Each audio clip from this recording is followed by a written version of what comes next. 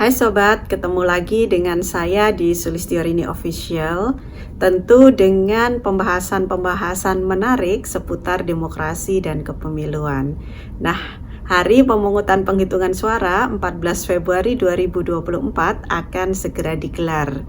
Tentu KPU tengah mempersiapkan sumber daya manusia yang akan bekerja di hari tersebut. Salah satunya adalah KPPS. KPPS ini merupakan ujung tombak dalam pelaksanaan pemungutan penghitungan suara. Ada 7 KPPS dalam setiap TPS. Nah, apa sih sebenarnya tugas-tugas KPPS pada saat hari pemungutan penghitungan suara? Berikut saya berikan ulasannya.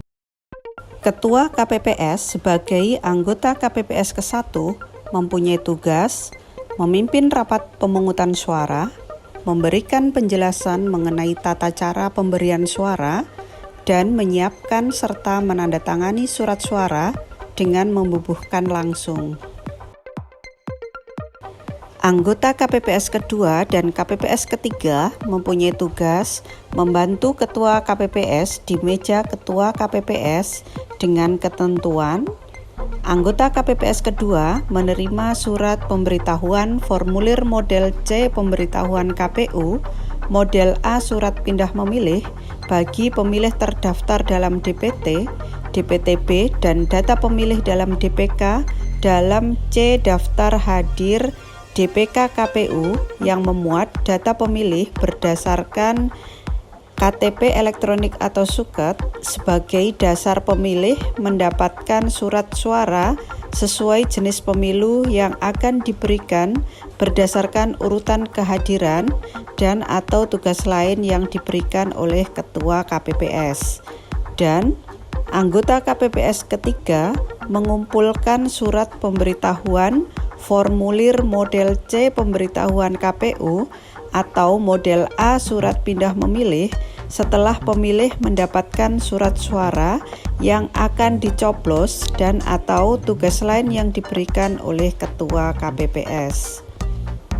Anggota KPPS ketiga mempunyai tugas membantu Ketua KPPS untuk mengisi data TPS di bagian belakang surat suara yang memuat alamat TPS berupa nama kabupaten atau kota, kecamatan, kelurahan atau desa, dan nomor TPS dengan cara ditulis tangan atau dapat menggunakan alat bantu cetakan tulisan yang tidak merusak surat suara.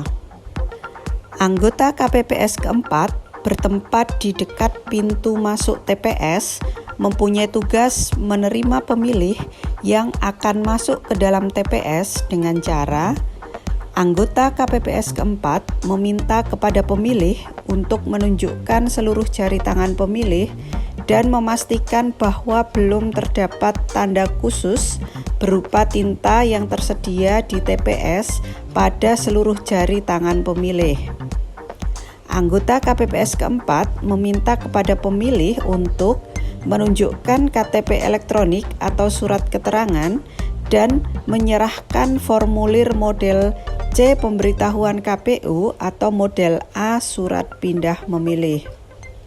Anggota KPPS keempat memeriksa kesesuaian antara pemilih yang bersangkutan dengan KTP elektronik atau suket yang ditunjukkan oleh pemilih. Apabila pemilih terdaftar dalam DPT, anggota KPPS keempat memeriksa kesesuaian nama pemilih antara formulir model C pemberitahuan KPU dengan KTP elektronik atau surat keterangan dan memeriksa kesesuaian nama pemilih dan NIK dengan yang tercantum dalam formulir model A daftar pemilih yang dipegang oleh KPPS serta memberi tanda pada kolom nomor urut pemilih dalam salinan model DPT dengan menggunakan formulir model A daftar pemilih. Apabila terdapat pemilih terdaftar dalam DPTB, anggota KPPS keempat memeriksa kesesuaian nama pemilih antara formulir model A surat pindah memilih dengan KTP elektronik atau suket dan memeriksa kesesuaian nama pemilih dengan yang tercantum dalam A daftar pemilih pindahan serta memberi tanda kolom nomor urut pemilih dalam salinan DPTB yang terdapat dalam formulir A daftar pemilih pindahan. Apabila terdapat pemilih pindahan yang belum sempat melapor kepada PPS atau KPU Kabupaten atau Kota tempat tujuan memilih, pemilih pindahan tersebut dapat dilayani sepanjang telah didata dalam aplikasi daftar pemilih yang berbasis teknologi informasi dan telah diterbitkan formulir model A surat pindah memilih. Pelayanan terhadap pemilih pindahan tersebut dilakukan dengan cara anggota KPPS keempat memeriksa kesesuaian antara formulir model A surat pindah memilih dengan KTP elektronik atau suket, dan pemeriksaan kesesuaian pada formulir model A surat pindah memilih dengan KTP-L atau suket sebagaimana tersebut di atas dilakukan untuk memastikan hak pilih yang bisa digunakan oleh pemilih.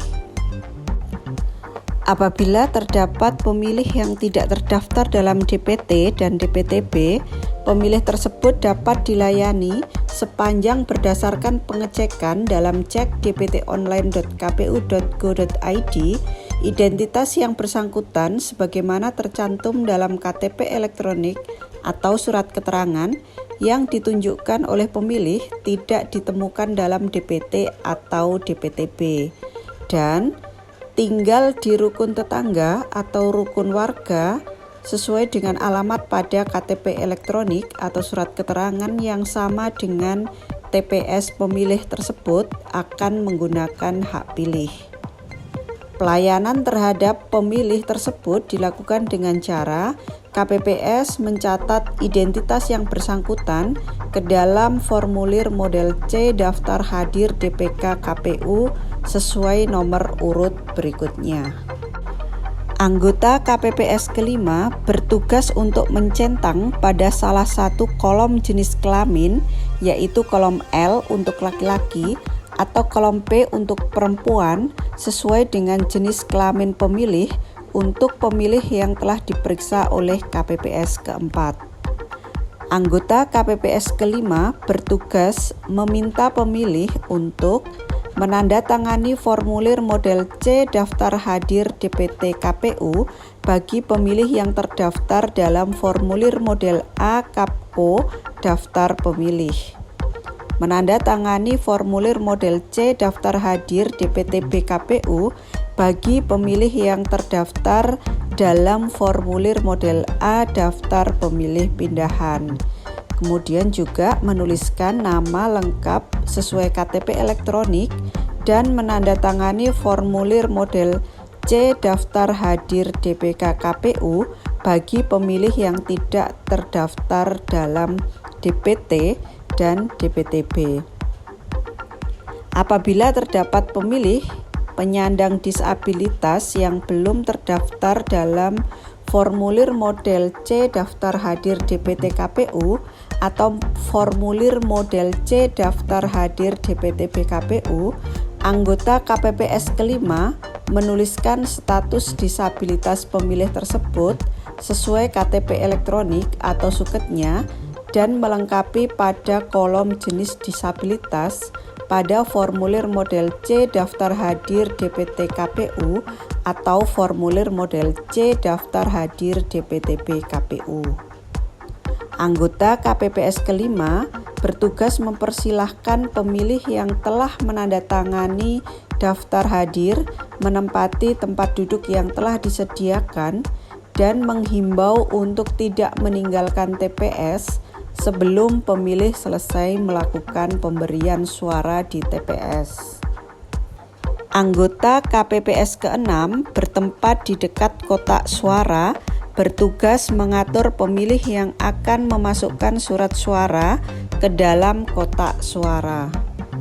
Dan yang terakhir, anggota KPPS ke-7 bertempat di dekat pintu keluar TPS, mempunyai tugas mengatur pemilih yang akan keluar TPS dan memberikan tanda khusus berupa tinta yang disediakan di salah satu jari pemilih sebagai bukti bahwa pemilih yang bersangkutan telah memberikan hak pilihnya.